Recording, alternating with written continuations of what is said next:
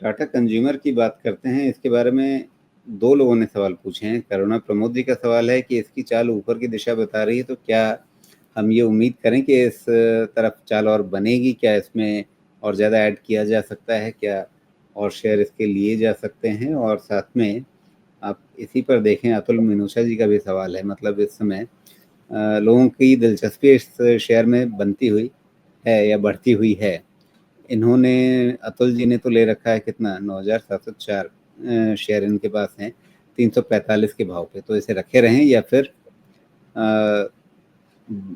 मतलब ये पूछ रहे हैं कि अगर बाजार टूटता है तो भी क्या इसमें बने रहें, या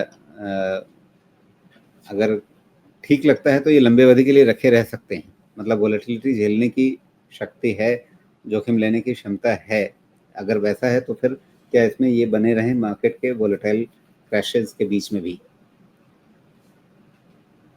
पहला तो मैं शुरू में ही बता दूं कि टाटा कंज्यूमर हमारे कवरेज में है, तो हमारा खुद का, हम सबका एक्सपोजर है उसमें। लेकिन मेन मुद्दा जो मुझे समझ में आता है, अभी कुछ दिन, 2-3 दिन पहले ही रिपोर्ट आई थी ब्रोकरेज फर्म की, जिसमें FY25 से FY27 के EPS में अच्छा ग्रोथ वो लोग मान रहे हैं।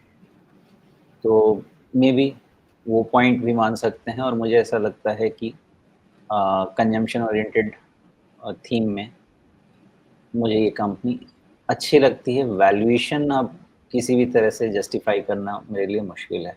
टाटा ग्रुप की किसी कंपनी का वैल्यूएशन में मुझे जस्टिफाई करना मुश्किल है। मैं लेकिन वही सोच रहा था कंजम्पशन, कि 80 पी का शेयर लेकर के आप कैसे बैठे हुए हैं?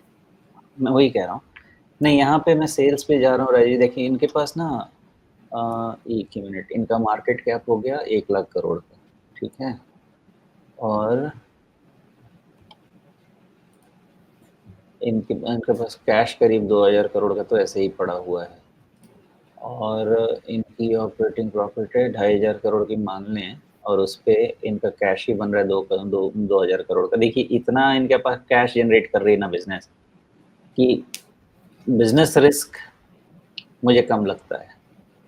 चूंकि कंजम्पशन थीम है, इसलिए मैं इसको लेके आगे बढ़ रहा हूँ। इसलिए मैंने पहले ही आपको क्लियर कर दिया कि मुझे वैल्यूएशन का बहुत बड़ा प्रॉब्लम लगता है। मैं इसमें वैल्यूएशन से नहीं गया।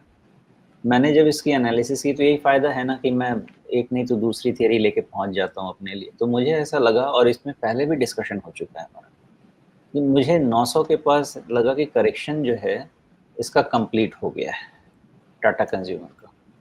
और हाँ, 900 के पास कोई भी लेवल पे मुझे एक रिस्क लेना था। मुझे, मेरे हिसाब से करेक्शन कंप्लीट हो गया। और जब मैंने एनालाइज किया तो मुझे ऐसा लगा कि 900 टू 1300 का या 1250 का ये रेंज पूरे साल का बन रहा है। पूरे साल का मैं कह रहा हूँ, तो अभी तो 25 शुरू हुआ है। वैल्यूएशन इनको 1250 के ऊपर ये साल शायद सस्टेन नहीं करने देगा।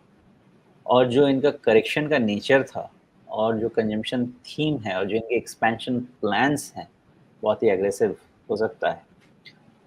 मे बी ये एक मतलब पोर्टफोलियो स्टॉक के हिसाब से आप 4 साल 5 साल के हिसाब से देखेंगे तो फ़ायदा दिला सकता है। इसलिए मैंने इस पे थोड़ा-सा बेट लिया था कि 900 पे मुझे रिस्क ज़्यादा दिखा नहीं। इसका रेंज मुझे लगता है यही कि 900 टू 1100 के आसपास तक अभी रहना चाहिए, और फिर 1100 से 1250 की तरफ या 1300 की तरफ रहना चाहिए। इससे ज़्यादा ये साल तो कुछ नहीं होगा। ये 2 रेंजेज़ में ये मूव करेगा। कॉल आउट है कि बहुत ही महँगा शेयर है। जी। अब जैसे अतुल जी ने इसे ले रखा है 345 पे, तो काफ़ी अच्छे फ़ायदे में बैठे हुए हैं। और इन्होंने काफ़ी पहले लिया होगा, या तो कोविड से ठीक पहले लिया होगा, या फिर कोविड के तुरंत बाद जब रिकवरी शुरू हुई थी उसके बाद, क्योंकि उसके बाद तो दोबारा फिर वो कभी उन लेवल्स पे रहा नहीं। तो इनके लिए तो रिस्क टेकिंग कैपेसिटी बहुत अच्छी है, तो आराम से बैठे रहेंगे। नहीं, वो तो एडवाइस मैं नहीं दे पाऊँगा राजीव, क्योंकि इतना महँगा है। एक आपने देखा ना ट्रेंट का 8000 से क्या हाल हो गया, 4500। तो इसलिए वो चीज़ कहना मेरे लिए मुश्किल है, क्योंकि प्राइस करेक्शन, वैल्यूएशन करेक्शन कब किस सेक्टर में ट्रिगर हो जाए, बहुत मुश्किल है। रिज़ल्ट अगर खराब थोड़ा-सा भी हुआ तो इतना मोटा वैल्यूएशन कौन सँभालेगा? जी। इसलिए लेके बैठे रहें वाला डिसीज़न कभी नहीं लेना चाहिए। मैं सिर्फ़ इतना जानता हूँ कि 900 के नीचे इसमें मेरे एनालिसिस में बड़ा रिस्क ओपन होगा। 900 ओके। के पहले बड़ा रिस्क ओपन नहीं होगा।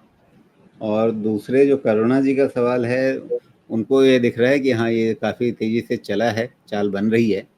अभी ये जो इसने फरवरी में टॉप बनाया था, अगर ये पार हो जाता है तो क्या यहाँ से और ज़्यादा खुल कर के तेज़ी आएगी, या ये जो पहले से ब्रेकआउट है वो यहाँ पे अटकेगा थोड़ा-सा? देखिए, अब वो जो कह रही हैं उस हिसाब से उनको समझाता हूँ। एक 18th अक्टूबर के बाद 21st अक्टूबर को गैप डाउन ओपनिंग हुई 2021, ओके। नेक्स्ट 3rd फरवरी 2025, मैं सही पढ़ रहा हूँ, 3rd फरवरी 2025 एक आपका हाई बना 1074.75, इसमें ये गैप का कवर हो गया, तो मतलब ये एक राउंड का जो स्ट्रक्चर है वो कंप्लीशन हो गया, गैप फिलिंग प्रोसेस खत्म।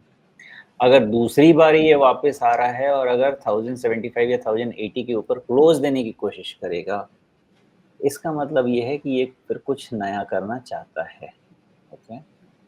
लेकिन उसमें प्रॉब्लम ये है कि ओवर स्ट्रेच होता जा रहा है, उस जी। चीज़ का भी ध्यान रखना चाहिए। अगर ये फिर जैसे 1080 के ऊपर निकलता है तो क्या फिर कटोरी बनेगी?